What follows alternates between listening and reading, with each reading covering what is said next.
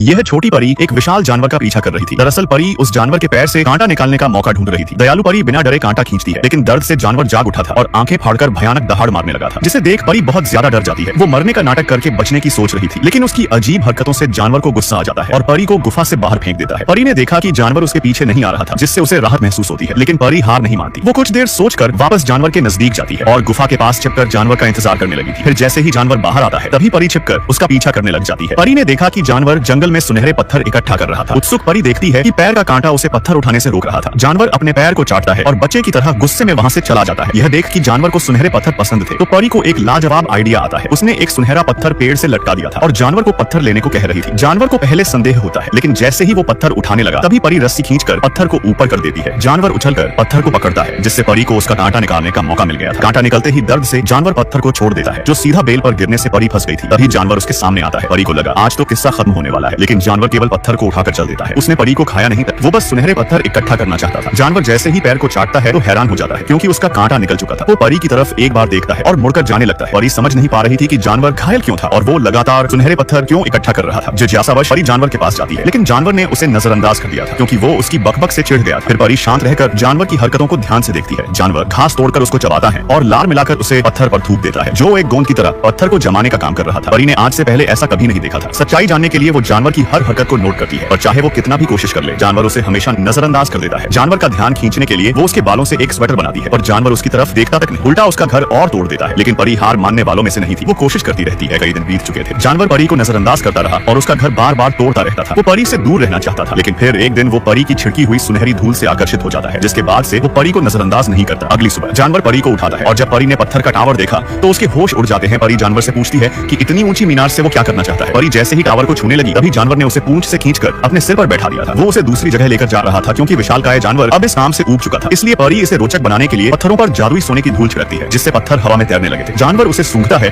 और धीरे से धक्का मारता है। इस नजारे को देख जानवर हैरान था, जिसके बाद से अब उसे पत्थर इकट्ठा करने में मजा आने लगा था। परी के जादू से उसका काम भी तेज हो चुका था, लेकिन मस्ती मस्ती में उसने एक पत्थर जोर से मार दिया, जो सूरजमुखी के बाग में जा गिरता है, जहाँ दूसरी परियां रहती थी, जिसे देख सुनहरी परी को खतरे का एहसास हो चुका था। वो जानवर को जंगल से हटाने की कोशिश करती है, लेकिन वो तो पत्थर इकट्ठा करने में व्यस्त था। मजबूरन सुनहरी परी अपने सोने की धूल से उसे आकर्षित कर जंगल के अंदर ले जाती है, लेकिन एल्वन गार्ड्स परियों ने उन्हें ढूंढ लिया था। वो जानवर को पकड़ने के लिए बेहोशी का फल फेंकती है, लेकिन सुनहरी परी ने तुरंत दिशा बदल दी थी, जिससे वो बच निकलने में कामयाब हो जाते हैं। सुनहरी परी रानी को जानवर के बारे में जानकारी देना चाहती थी कि यह जानवर खतरनाक नहीं है, और गार्ड्स परियों ने पहले ही जानवर की सारी कहानी रानी को बता दी थी कि यह जानवर हजारों साल में जागता है और सुनहरे पत्थर इकट्ठा करके 4 मौसमों के टावर बनाता है। फिर जैसे ही हरे बादल आते हैं, तो जानवर एक भयानक राक्षस में बदल जाता है।